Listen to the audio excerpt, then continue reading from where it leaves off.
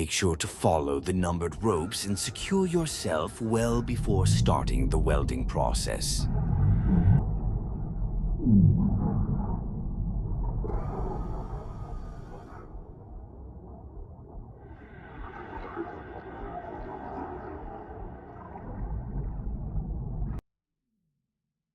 Clean the work area, removing algae, marine plants, and any other obstacles immediately.